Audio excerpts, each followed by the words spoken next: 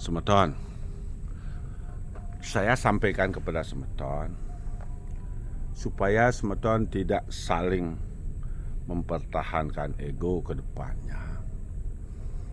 Karena ini banyak orang akan cerai, Semeton.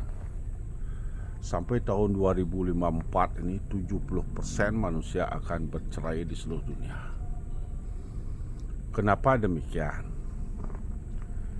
Ngawit zaman pengeleburan ini di tahun 2016 Maret itu sudah ngawit pengeleburan dimulai. Nah, di sana para suami tidak bisa menunggalkan istrinya ke dalam dirinya. Bukan artian penunggalan istri terhadap suami itu menjangkut, tidak. Penunggalan istri dengan suami perdana purusa. Kelahiran istri ini itu berada di unsur Panca Mahabhuta dari ke langit tingkatannya itu, karena dia adalah Sang Hyang Titah, utusan Sang Hyang Titah untuk meneruskan penciptaan. Nah, dialah dari unsur Panca Mahabhuta, tingkatannya di lautan tanpa tepi. Terlahir dia di sana. Sekarang dia punya suami. Suaminya itu terlahir dari Sapta Petala. Ada yang terlahir dari Padaloka, ada yang terlahir dari Gunaloka. Jarang manusia terlahir dari Sangkan Paraning Tumadi. Karena tidak banyak manusia bisa menunggalin kaula Gusti. Nah, disinilah tugas peran seorang istri. Di saat sang mertua menyerahkan anaknya terhadap sang suami, pada saat itu sang suami harus memikul kutukan dosa mertuanya, kutukan dosa ayahnya. Nah, dari sana dia sudah harus melakukan penyupatan istrinya, dari dia metipat bantal, dari dia ngidih, nyuang, dan dia melakukan ritual pembersihannya di sana.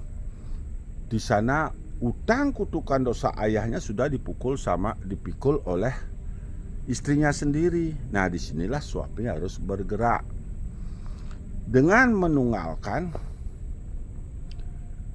perdana istrinya itu ke purusa dalam dirinya, menyupat tubuh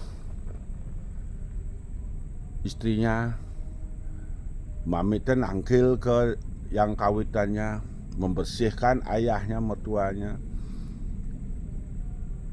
Begitu juga di dalam kesehariannya ikut berpikir bahwa dengan penyerahan terhadap istrinya itu, orang tuanya juga bagian dari tanggung jawab suami itu. Kalau suaminya cuek,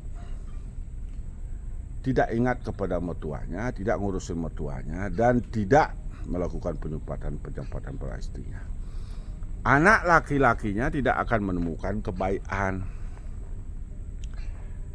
Disinilah banyak yang tidak tahu tentang itu. Yang penting sebuah bakat. Panaknya jangan bemad kutang. Nah, itu dah. Itu yang salah. Kalau dia sampai melahirkan anak laki-laki, anak laki-lakinya tidak akan pernah menemukan kebaikan apabila seorang suami tidak pernah mengurus kutukan dosa kelahiran istrinya dan mertuanya.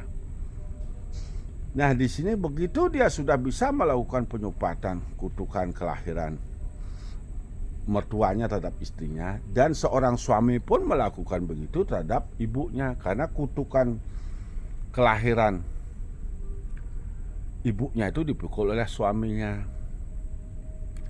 Apabila sang suami tidak melakukan apa-apa, anak perempuannya akan mengalami keruntuhan. Apabila suami istri tidak melakukan perbuatan-perbuatan itu, dewa yang mantuk pepuayangan dirinya suami atau dewa yang mantuk pepuayangan diri suaminya itu akan runtuh jadi binatang. Begitu runtuh jadi binatang, anaknya yang akan mati mewakili dirinya untuk lahir di binatang itu. Begitu mati anaknya langsung udah jadi binatang. Tidak akan ada yang ngerti ini, makanya kembalikan diri dalam jati diri. Nyinyir baru banyak yang tahu. Nah, itu yang saya sampaikan. Karena Atma ini satu, saling connect satu sama yang lainnya, ke mertua, ke anak, ke orang tua gitu.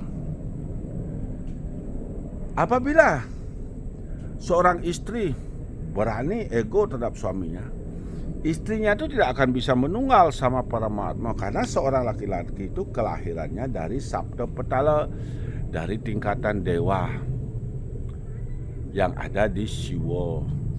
Kalau perempuan kelahiran dewa yang tingkatannya ke langit. Buddha kala sama dengan penciptaan Pertiwi Apah Tejo Bayu Akasa, yaitu meneruskan kelahiran. Maka agar sang istri bisa munggah nyujur menuju ke Tuhannya, dia harus berbakti pada suaminya, mengabdi kepada suaminya. Apa sepatutnya dia lakukan, apa sepatutnya nggak boleh dia lakukan.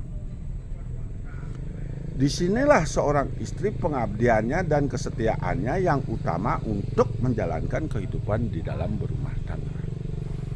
Begitu dia berani sedikit, begitu dia ego sedikit, dewanya runtuh, sakit bangkiang. Nyen jedeman sengit baik istri maupun suami, pasti mudah sakit dan bangkiang. Pak Nengah sedikitnya dia diam, dia tapi marah, dia sakit bangkiang itu. Dah. Begitu sebagai seorang suami, kalau suami harus bertanggung jawab terhadap istrinya skala nih skala, bukan dikasih uang saja, harus dilindungi, harus dibarengin apapun yang dilakukan. Kalau di sini sang suami tidak bisa melakukan penebusan kutukan kelahiran istrinya, menunggalkan perdana purusa menjadi jiwatman. Setelah mencapai jiwatman, menunggalkan jiwatman terhadap para Mahatma di sana, baru dia menemukan dewa. Bukan membakti ke memai berdua, melakukan penyucian tubuh, pembersihan tubuh agar dewa yang di langit itu bisa menunggal ke dalam tubuh. Itulah yang disebut dengan penunggalan Kaula Gusti, bukan membakti ke memai, mengotori pura di tempat perputaran elektron para Mahatma. Roh manusia di pura tersebut diruntuhkan oleh energinya manusia. Itu yang sampaikan kepada semeton. Nah, usahakanlah bahwa seorang istri itu berhutang nyawa, berhutang segalanya terhadap suaminya. Kalau enggak itu dia enggak akan bisa mencapai Tuhannya. Mati lagi nemitasi binatang, lagi berputar 700 tahun. Marahnya dan nemitasi manusia lagi. Maunya naik biar bisa mencapai dewa, enggak bisa jatuh di lautan depan lagi lahir jadi wanita. Itu sudah kodrat, harus ada yang lahir dari wanita, harus lahir dari laki-laki. Nah, laki-laki begitu dia jelek keramanya, tidak mau mengangkat roh leluhur istrinya, istrinya aja berbuat untuk mengangkat dewanya, nanti suaminya itu yang jatuh di tingkatan unsur panca maha buta. Begitu dia mati, dia pasti dia akan jadi loh pelekat berikutnya, karena runtuhnya dewa yang mantuk pewayangannya di tingkatan langit. Sedangkan istrinya yang berjuang habis-habisan, runtuh dewa ini di saat kematian di tingkatan Sabda Petala, lahirnya kemudian jadilah laki-laki. Nah, itulah, janganlah saling mempertahankan egonya. Egomu itu adalah bagian dari keruntuhanmu. Beranimu, pembencimu, iri hatimu, bagian dari meruntuhkan dewa mantuk empoyanganmu. Itulah karmamu nanti. Di sana tidak ada surga dan neraka, yaitu penyatuan roh suci pada Brahman. Tapi tingkatan Brahman percikannya berada di tingkatan mana? Apakah di tingkatan Buddha kalau sama dengan atau tingkatan dewa gitu ya? Belajarlah ilmiahnya. Belajar fisika kuantum. Jangan menghafal sastra dan mantra aja tidak merubah keadaan. Kenali dirinya, jati dirinya untuk menemui Tuhannya. Sukses.